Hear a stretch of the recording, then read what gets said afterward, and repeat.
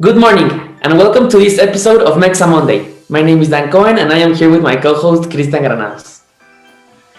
Good morning, Dan, and to everyone listening to us. Today we have a very special program with one of the most interesting but unknown subjects we have covered, the entomophagy, an interesting cultural gastronomic practice that hasn't been recognized enough. Now, my partner Dan will tell us who we have as guest today. This morning we have with us two very special guests. Welcome Juan Pablo and Clara. Good morning and thank you for having us. Tell us what you will be teaching us on this beautiful day in Mexico City. Thank you, Dan and Christian, for inviting us. We're very excited to be here today. To start off, we'll talk about what entomophagy is. Clara, would you tell us a little bit about what entomophagy is? Sure, Juan Pablo. In Mexico, insects are icons of Mexican gastronomy, and the practice of eating insects is called entomophagy. This has been a part of the Mexican culture for a long time, since pre-Hispanic cultures ate a wide variety of them on a regular basis. However, little by little, this culture is being lost due to the lack of measurements for health control, as well as standards for a correct production process. Very interesting, Clara. I did a little research myself, which we will cover more in depth throughout the episode. But we found that Mexico is the country that practices entomophagy the most. Indeed, we also did a little research ourselves, so Clara and Juan Pablo wouldn't be the only one experts talking.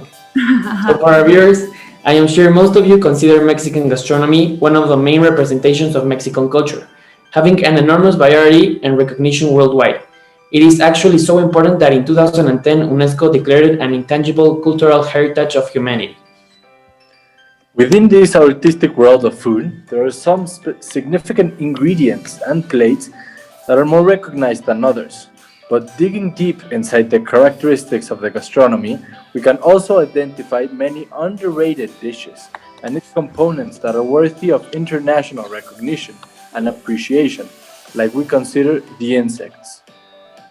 Wow, sounds very interesting, Juan Pablo. Could you tell us about some of the popular ingredients, as this is going to present the tangible heritage of the entomophagy? For sure, Chris. In entomography, we have hundreds of ingredients, but the most popular ones are, so where should I start? We have scamoles, we have cumiles, which are stink bugs, aguatle, which are water bug eggs, beetles, butterflies, ants, moths, wasps, grasshoppers, and so many more. Sounds awesome. I'm eager to try some of these ingredients. Yet, what about the nutrients and how healthy are these? I'm glad you brought it up, Dan. It is now known that these insects contain a high amount of nutrients such as protein, fat, iron, and essential amino acids, among others. The meat of these insects, they are just as nutritious as red meat and chicken, as they have high levels of fat and protein. Really? I didn't know that. I should start eating insects right now. Yeah, right? To make this podcast more interesting and productive for you, the audience, we decided to make interviews. And in this section, we would like to highlight some of the insights we discovered.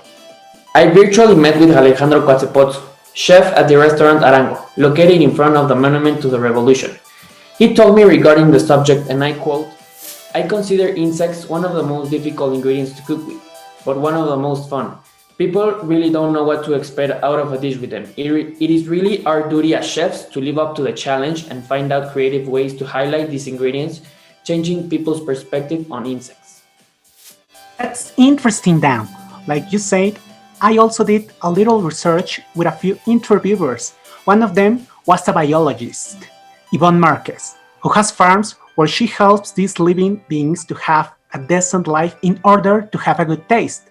A new concept that this expert gave was that even the practices of vegans or vegetarians are combining their practices with insects, and they become a new concept such as entomoveganism, which is a very interesting because the new generations choose not to eat meat, and by doing that they can also obtain certain proteins in insects and not specifically in meat. This is very true, Chris. Nowadays, the new eating tendencies are getting more and more famous, and the inclusion of insects in their diet is a big, very part of it.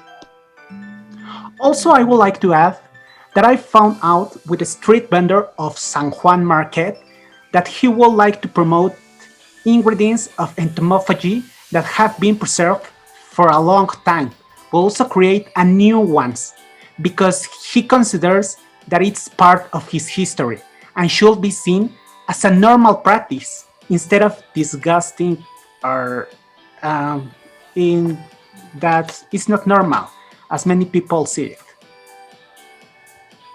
What an interesting story, Chris. I also held some interviews with Mexican citizens to see what they think about entomophagy, and I learned some very interesting stuff.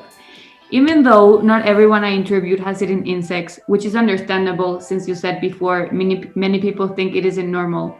However, the vast majority still believe that entomophagy is a very important part of our gastronomical culture, and therefore it is our duty as Mexicans to preserve and pass this practice down to our offspring, supporting it as a whole. I must say, knowing that young people don't believe this practice is obsolete made me very happy. That is so true, Clara. It is very important that Mexicans commit to preserving entomophagy as part of, of our culture. Last week, as I was preparing for today, I was curious about what my high school friends thought about entomophagy, so I decided to call them. Out of the 10 I spoke with, 4 said they have tried them at least once. Secondly, 9 said they would like to try them one day. This validates what you just said, Clara. Entomophagy is still very rare, yet people are willing to give it a try. At the end, we are looking for the understanding that the entomophagy is an important part of Mexican gastronomy, proceeding then to the appreciation of the insects as an ingredient and its uses within the gastronomical world, looking to create a more diverse definition of the entomophagy and as a whole and of the culture, while supporting and promoting its uses. I couldn't agree more with you, Dan. I believe that there are many ways we can begin to re-implement entomophagy in our culture.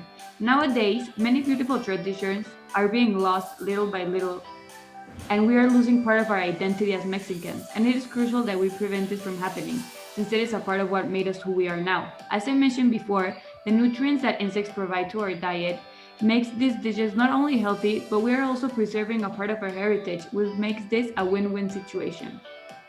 Oh, when are we gonna go eat some insects? Entomophagy is a never-ending story of hundreds of edible species, which we are lucky to have a vast amounts of these in Mexico. It is our duty to create awareness of the importance of entomophagy in our gastronomical culture.